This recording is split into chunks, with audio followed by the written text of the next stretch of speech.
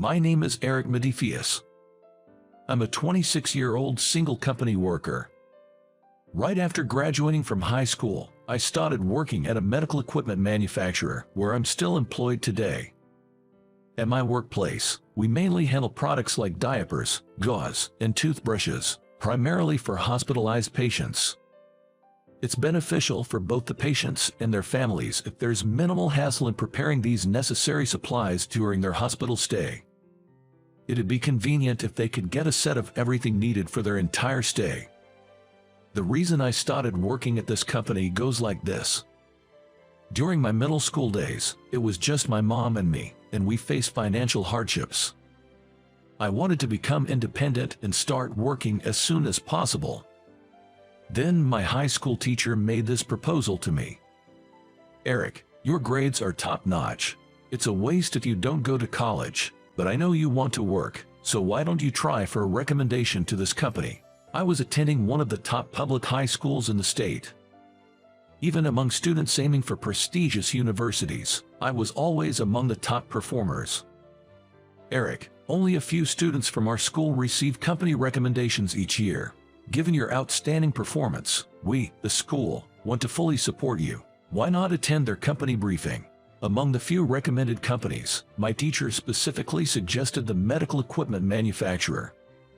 I didn't know much about what they did initially, but after hearing their presentation, I knew right away I wanted to work there. Our mission is to help patients have as comfortable a stay as possible in the hospital. We constantly source various products to cater to patients of all age groups. Every day, we visit hospitals to promote our products. We're looking for team members to help us make the world a better place. Seeing the passionate CEO talking in front of the job-hunting students, I was deeply moved by the company's mission and aspired to be such a fantastic adult. I thought how rewarding it would be to support patients and their families, even indirectly, by working here. After the briefing, I immediately asked my teacher for a recommendation, took the company's test, and got an offer. Eric, we're so happy to have such a talented person like you join us. Let's work hard together. With those words, the CEO extended his hand with a smile. Yes, I'll do my best. Shaking his hand, I was determined to be a responsible adult. Now, I still work as a salesman, feeling fulfilled every day, and before I knew it, I've been with the company for 8 years. But there was someone who would become a significant concern in my otherwise smooth-sailing corporate life. Recently, after a department transfer, Mr. Brown, my new boss, seems to have taken a dislike to me. He always accompanies his subordinates to check on their work, but for some reason, he always chooses me. Eric, get the car ready now. But, aren't we scheduled to go on sales calls in an hour, sir? I changed my mind. Remember, you're my subordinate, and do as you're told. Without arguing, I quickly grabbed the company car keys. Mr. Brown regularly gave me such last-minute tasks. At first, I didn't understand why he was being so unreasonable, but I eventually learned the reason. He is a graduate from a top-tier university, and apparently values educational background a lot. Because I joined the company right after high school, he doesn't seem to think highly of me. Before I was transferred, I heard from others that he would often complain, saying I hate working with high school graduates because they're useless. As for me, it felt incredibly unfair, but there's no way I could talk back to a superior. Even though I've been struggling in my current situation, I don't intend to quit my job, so I just have to endure it for now. Then, one day, just like usual, I went on an outside sales call with Mr. Brown. Our current branch is located in a rural area, similar to the Midwest, so it takes a significant amount of time to travel. Spending long hours in the car with him was a pain, but the beautiful countryside view from the window somewhat eases it. After we finished our scheduled sales visits, Mr. Brown said, I'd like to stop by a convenience store, so I parked the car in the store's lot. I bought a drink and was about to return to the car when I noticed a woman in the nearby aisle. She was holding a white cane, probably visually impaired. She seemed to be in some kind of trouble. I approached her and asked, "Are you okay? I got caught in a ditch, and it broke my cane." Looking at her cane, Indeed, the tip was snapped right off. The broken piece was nowhere in sight. It probably got caught in the drainage ditch and the other half got washed away. Walking alone in such a state is way too dangerous. Where are you planning to go next? I was heading to the bus stop next door. I'm meeting my family there. They are coming to pick me up. The bus stop is only about a 3-minute drive from here. I've finished my rounds, and all I have to do is return to the office. I should offer this lady a ride to the bus stop. When I suggested this, she responded, "Are you sure?" and thanked me kindly. Just then, my boss returned from the convenience store. I told him about dropping her off at the bus stop. But to my surprise, he suddenly got irritated. "Are you kidding me? Why do I have to get involved in this?" "But Mr. Brown, the bus stop is on our way back. What's the big deal?" "It's not about that. I'm saying we shouldn't waste our time on something that doesn't benefit the company."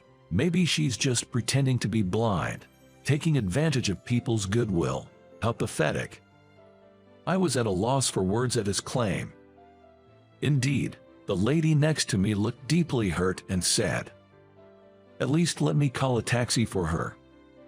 "Do whatever you want. Remember, you're on the clock. Trying to waste time with trivial tasks. People like you shouldn't be in this company." With that, Section Chief snatched the car keys from me in a huff and drove off aggressively. I'm so tired of him always being so emotional. Later, I tried contacting a taxi company. They said there'd be a considerable wait, and they seemed reluctant for such a short ride. Not wanting to upset her with any more back and forth, I composed myself and started with a smile. "Seems like the cabs are all occupied. It'll take about 15 minutes to get to the bus stop. Mind if we walk there together?" "That's very kind of you, but I feel so bad. Earlier, that guy mentioned something about getting you fired from your job." "Don't worry about that. He doesn't have that kind of power. And once we get to the bus stop, I can head straight back to work. If Mr. Brown exaggerates this situation to the higher-ups, there might be a chance I could lose my job.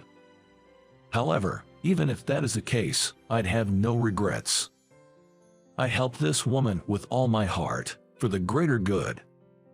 When I asked her if I could hold her hand, she said, "Sure." So, we walked hand in hand slowly towards the bus stop. Her hand was soft and pale, and just touching it made my heart race. By the way, I haven't introduced myself. My name is Sarah Miller. As you can see, I'm blind, but I've always loved the piano, and now I teach classes at home. "The piano, that's wonderful. My name is Medithius. I work as a salesman at a medical equipment company." "Medithius. Haha, yeah, it's a bit of an unusual last name, isn't it?" "It is. I do hear it sometimes around here." "That's right. My mom's family is from this area, and after she divorced my dad, my last name changed to Medithius." "I see. What's your first name?" "It's Eric. If Medithius is hard to pronounce, just call me however you like." "Thank you." I was completely captivated by the beautiful and kind Sarah. Though we just met, there was a strangely familiar feeling about her. Our conversation was so enjoyable that before I knew it, we had reached the bus stop. "Thank you so much. As a token of my gratitude, please use this for a cab. I'd like to pay for your fare." No, please, don't worry about it." "Oh, here, just in case, here's my business card." Sarah tried to hand me a $100 bill, but I refused and gave her my card instead. A cab happened to stop nearby, so I said goodbye to Sarah and headed back to work. Surprisingly, Mr. Brown was out of his seat. According to other employees, he apparently went to another client, leaving me behind. Seems like he might have given up on me. As expected, he seemed pretty furious about the whole situation. Oh boy, what's next? As I was engrossed in my work, I suddenly heard a familiar voice calling me from behind. "Eric, could you come here for a moment?" The CEO, who's usually at the headquarters, was calling me over with a distressed look on his face. Am I about to be fired? When I entered the room, the CEO began. "The head of General Hospital just called, and they've decided to cut all ties with Mr. Brown." What? From General Hospital? General Hospital is our biggest client. Not only is it large in scale, but it also has several affiliate hospitals. This means that they have the final say in which companies they associate with. Normally, we both have to rush over and apologize immediately, but unfortunately, he's out visiting another client. So Eric, I need you to come with me right now and apologize. Even though I was thinking, why me? I hurriedly headed to General Hospital. I had been there multiple times for business with Mr. Brown, but what could have possibly made the head decide to cut ties with him? If I had something to do with it, it'd be a disaster. Even the usually calm CEO seemed quite shaken up this time. After greeting the receptionist, I was led to the director's office, where the director was already seated, waiting. Overwhelmed by the director's presence, I was taken aback when I saw the woman sitting next to him. It was Sarah, the very same person I had just walked with to the bus stop. "Thank you for coming on such short notice. Please, have a seat." "Thank you, but I must apologize. Our employee caused you some inconvenience, and for that, I'm truly sorry." With that, the boss, CEO, deeply bowed to the director, so I bowed as well. "Please, both of you, lift your heads. I don't blame either of you. I've just decided not to do business with Mr. Brown anymore." "Did Brown do something wrong?" "Actually, earlier today, my daughter met Mr. Brown and you, Eric, when she was out. Her cane broke, and you kindly escorted her to the bus stop. I truly appreciate it. I'm deeply sorry for the inconvenience back then. Thanks to Eric, I was really saved." Come to think of it, the director's last name was Miller, just like Sarah's. I hadn't imagined they were father and daughter. CEO seemed shocked by the turn of events. "I feel like Eric has been really kind to her, and I'm truly grateful for that." "Oh, it's no big deal. I just did what was expected. If I could be of any help to Sarah, that's all that matters." "Yes, but unfortunately, my daughter mentioned that Mr. Brown made an insensitive comment towards her." "Yes, he mocked me pretending to be disabled and said it was pathetic to rely on the kindness of others." "Did Brown really say that? I'm truly sorry." Upon hearing about his behavior, the CEO was visibly angered, his face turning red. From the CEO's perspective, who has a strong sense of justice, Mr. Brown's actions were absolutely unacceptable. There's no need for the CEO to apologize. However, I do have one request. Please remove him from our business. We don't want someone with such a mindset towards people with disabilities to be involved with our hospital. Instead, please assign Eric to be our point of contact. I second that request. Eric is very considerate, and he'd be perfect for the sales role. My daughter feels the same way. CEO, please consider our request. I understand. I can't send someone I don't trust to represent our company to the hospital. The CEO looked at me, silently seeking my opinion. I promise to do my best. I'm looking forward to working together, I confidently declared. Never in my wildest dreams did I expect things to turn out this way. After that, things escalated rapidly. First, Mr. Brown got into big trouble over this incident and was suspended by the higher-ups. Given that his actions might have cost us a major deal, his suspension was justified. The CEO and other executives tried to contain the situation by making an unexpected personnel change, sidelining Mr. Brown to a less significant role. But in the end, it seemed too uncomfortable for Mr. Brown to stay at the company, and he decided to resign voluntarily. After leaving, he tried to find a new job, but it didn't work out well. Eventually, it seems his family grew tired of his antics. His wife and kids left him, and now he lives alone in loneliness. Looking back at his behavior, I personally think he got what he deserved.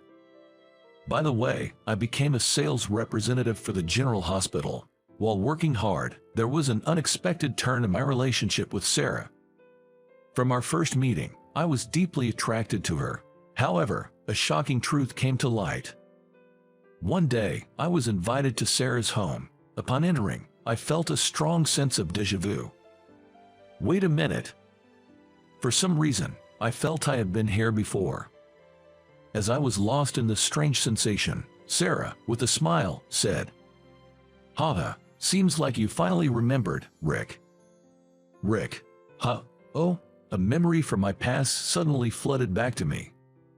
When I was 7, my parents got divorced, and my mom took me back to her parents' place in Nebraska temporarily. Back then, I often played with a childhood friend, a girl. Her name was nicknamed Sally, and she was such a sweet girl.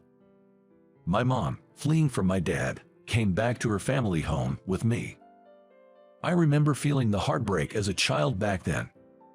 But what filled that void was the fun times I spent with Sally. Her kindness, I wonder how much it helped me.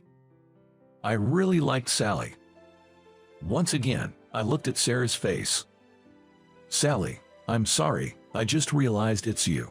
It's okay. No wonder you didn't notice. I used to be able to see a bit back then, but my vision got worse over the years. It was only when I heard the name associated with Rick that I realized you're Rick. But no matter how much time passes or how much we change, our relationship hasn't changed a bit, right? Of course, I still like you, Sally." It was natural that, meeting her again after 19 years, I fell in love with her all over again. "I love you too, Rick, I really do." Tears welled up in Sally's eyes as she spoke. Filled with happiness, I gently embraced her. And so, we began dating and now frequently go out on dates. Today, after a long time, I visited my grandparents' house with Sally. My grandparents were delighted that Sally had come to visit again. We used to play at my grandparents' house a lot when we were kids.